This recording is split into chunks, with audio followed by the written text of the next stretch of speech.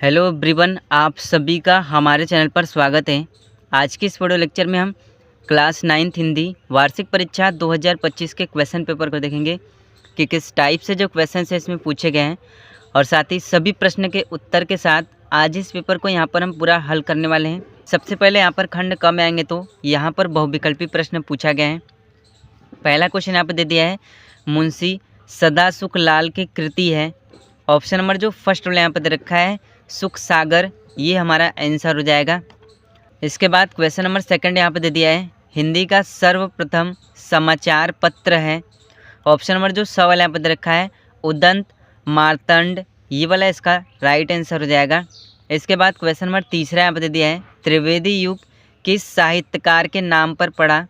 Option number जो स वाला यहाँ पे दे रखा है आचार्य महावीर प्रसाद त्रिवेदी, ये इसका आंसर हो जाएगा। इसके बाद क्वेश्चन नंबर 4 यहाँ पे दे दिया है, श्याम सुंदर दास किस युग के साहित्यकार हैं। ऑप्शन नंबर जो फर्स्ट वाला यहाँ पे दे रखा है शुक्ल युग के, ये इसका आंसर हो जाएगा। इसके बाद क्वेश्चन नंबर 5 यहाँ पे दे दिया है, सरस्वती पत्रिका के संपादक थे। ऑप्शन नंबर जो स वाला यहाँ पे दे रखा है महावीर प्रसाद त्रिवेदी, ये इसका राइट आंसर हो जाएगा। इसके बाद क्वेश्चन नंबर 6 यहाँ पे दे दिया है, निष्ठा मूर्ति कस्तूरबा के लेखक हैं। ऑप्शन नंबर जो फर्स्ट में यहाँ पे दे रखा है काका कालेकर, ये इसका राइट आंसर हो जाएगा। इसके बाद क्वेश्चन नंबर 7 यहाँ पे दे दिया है, टैगोर को किस रचना के लिए नोबेल पुरस्कार मिला था। ऑप्शन नंबर जो फर्स्ट में यहाँ पे दे रखा है गीतांजलि, ये इसका करेक्ट आंसर हो जाएगा। इसके बाद क्वेश्चन नंबर 8 यहाँ पे दिया है, लक्ष्मी का स्वागत किस विधा की रचना है। ये एकांकी है। ऑप्शन नंबर जो स वाला यहाँ पे दे रखा है ये हमारा आंसर हो जाएगा। इसके बाद क्वेश्चन नंबर 9 यहाँ पे दे दिया है, भक्ति काल की समय सीमा कब से कब तक है। ऑप्शन नंबर जो फर्स्ट वाला यहाँ पे दे रखा है 1343 ईस्वी से 1643 ईस्वी तक, ये हमारा आंसर हो जाएगा। इसके बाद क्वेश्चन नंबर 10 यहाँ पे दे दिया है, पूर्व मध्यकाल किस काल को कहते हैं। ऑप्शन नंबर पहला वाला यहाँ पे दे रखा है भक्ति काल को, ये हमारा आंसर हो जाएगा। इसके बाद क्वेश्चन नंबर 11 यहाँ पे दे दिया है, कृष्ण भक्ति काव्य धारा के कवि है। ऑप्शन नंबर जो फर्स्ट वाला यहाँ पे दे रखा है सूरदास, ये इसका आंसर हो जाएगा। इसके बाद क्वेश्चन नंबर 12 यहाँ पे दे दिया है, श्रद्धा ईड़ा और मनु किस कविता के पात्र हैं। ऑप्शन नंबर जो फर्स्ट वाला यहाँ पे दे रखा है पुनर्मिलन कामयानी, ये इसका करेक्ट आंसर हो जाएगा। इसके बाद क्वेश्चन नंबर 13 यहाँ पे दे दिया है, चिड़िया का तत्सम है। चिड़िया का जो तत्सम होता है वो पक्षी होता है। ऑप्शन नंबर फर्स्ट वाला इसका करेक्ट आंसर हो जाएगा।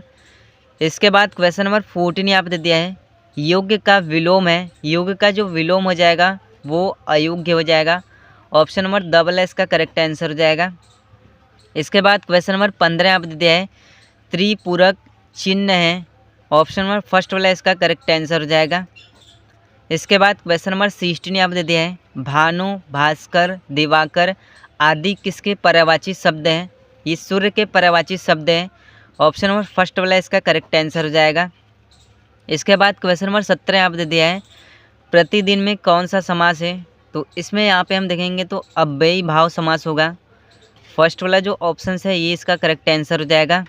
इसके बाद क्वेश्चन नंबर 18 यहाँ पे दे दिया है, गणेशा का संधि विच्छेद है। गणेशा का जो संधि विच्छेद होगा ऑप्शन नंबर स वाला, ये इसका करेक्ट आंसर हो जाएगा। इसके बाद क्वेश्चन नंबर 19 यहाँ पे दे दिया है, गमिष्यन्ति गम धातु के किस लकार का शब्द है। ऑप्शन नंबर स वाला लिट लकार, ये इसका करेक्ट आंसर हो जाएगा। इसके बाद क्वेश्चन नंबर 20 यहाँ पे दे दिया है, दोहे के पहले और तीसरे चरण में कितनी मात्रिकाएँ होती हैं। ऑप्शन नंबर जो फर्स्ट वाला यहाँ पे दे रखा है 13 मात्रिकाएँ होती है, ये हमारा राइट आंसर हो जाएगा। इसके बाद यहाँ पर खंड ख क्वेश्चन नंबर 21 में आएंगे तो 6 नंबर का गद्यांश पर आधारित यहाँ पर हमें एक पैसेज दे रखा है और इसी में से यहाँ पे हमें आंसर लिखना है। सबसे पहले हमें पैसेज को गद्यांश को अच्छी तरह से यहाँ पे हमें रीड कर लेना है, पढ़ लेना है। पहला क्वेश्चन यहाँ पे दे रखा है, प्रस्तुत गद्यांश किस पाठ से लिया गया है। इस पाठ के रचनाकार का नाम यहाँ पे हमें लिखना है। तो यहाँ पर ये गिल्लू पाठ से लिया गया है और इसके जो रचनाकार है वो महादेवी वर्मा है।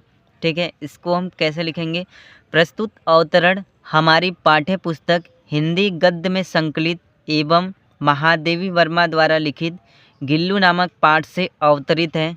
इस तरह से ये इसका आंसर हो जाएगा। इसके बाद क्वेश्चन नंबर ब यहाँ पे दे दिया है, सोन जूही में खिली कली को देखकर लेखिका को किसका स्मरण हो आया। तो यहाँ पर हम देखेंगे तो गिल्लू पाठ से रिलेटेड है, यानी गिल्लू को देखकर स्मरण उसे आ जाता है। ठीक है, इसका आंसर क्या हो जाएगा, एक छोटे से कोमल प्राणी गिलहरी के बच्चे गिल्लू का स्मरण हो आया। इसके बाद क्वेश्चन नंबर स यहाँ पे दे दिया है, गिल्लू छिपकर कहाँ बैठता था। इसका आंसर क्या हो जाएगा, गिल्लू लताओं में छिपकर बैठता था। अथवा करके इस गद्यांश को यहाँ पे हम कर सकते हैं। इसके बाद क्वेश्चन नंबर 22 में आएंगे तो निम्नलिखित पद्यांशों में से किसी एक पद्यांश पर आधारित यहाँ पे हमें प्रश्नों का उत्तर देना है। सबसे पहले हमें पद्यांश को अच्छी तरह से पढ़ लेना है। पहला क्वेश्चन यहाँ पे हमारा क्या दे दिया है, उपयुक्त पद्यांश का यहाँ पे हमें संदर्भ लिखना है। इसका संदर्भ आपको किस तरह से लिखना है, प्रस्तुत दोहे हमारी पाठ्य पुस्तक में संकलित कवि रहीम के दोहे से लिया गया है। इसके बाद क्वेश्चन नंबर ब यहाँ पे दे दिया है, दिन व्यक्ति किसकी ओर देखता है। इसका आंसर क्या हो जाएगा, दिन व्यक्ति सबकी ओर आशा से भरी दृष्टि से देखा करता है। इसके बाद क्वेश्चन नंबर 6 यहाँ पे दे दिया है, दिन बंधु के समान कौन हो जाता है।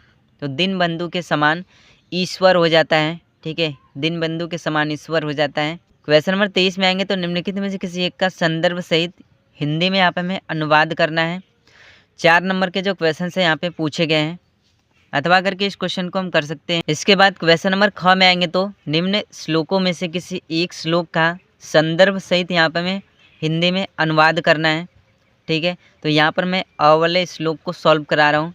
इसका आपको हिंदी में अनुवाद किस तरह से करना है, सैकड़ों मूर्खों से एक गुड़ी पुत्र का होना उत्तम है, न केवल चंद्रमा और न ही तारों का समूह भी अंधकार को नष्ट करता है। इस तरह से यहाँ पर हम इसका अनुवाद कर देंगे। अथवा करके इस क्वेश्चन को हम कर सकते हैं। क्वेश्चन नंबर 24 में आएंगे तो लक्ष्मी का स्वागत एकांकी का सारांश अपने शब्दों में यहाँ पे हमें लिखना है। क्वेश्चन नंबर 25 में आएंगे तो निम्नलिखित लेखकों में से किसी एक लेखक का जीवन परिचय लिखते हुए उनकी किन्हीं 2 रचनाओं का यहाँ पे हमें नाम लिखना है। 4 नंबर के जो क्वेश्चन से यहाँ पे पूछे गए हैं, जीवन परिचय आपको किस तरह से लिखना है, मैंने इस पर एक अलग से वीडियो बना रखी है, चैनल पर आपको मिल जाएगा।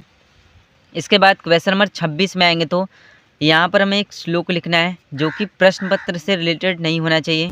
क्वेश्चन नंबर 27 में आएंगे तो निम्नलिखित प्रश्नों में से किन्हीं 2 प्रश्नों के यहाँ पे हमें संस्कृत में उत्तर देना है। जैसे पहला यहाँ पे दे रखा है, क्रोधम केन जयेत। इसका संस्कृत में उत्तर क्या हो जाएगा, क्रोध अक्रोधन जयेत। इसके बाद ग वाला यहाँ पे दे दिया है, स्वामिनः रामकृष्णस्य जन्म कुत्र कदा च अभवत।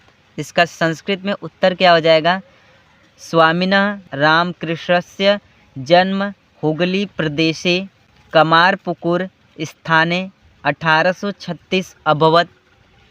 इसके बाद क्वेश्चन नंबर 28 में आएंगे तो निम्न मुहावरों में से किसी एक मुहावरा का अर्थ लिखकर यहाँ पर हमें वाक्य प्रयोग करना है।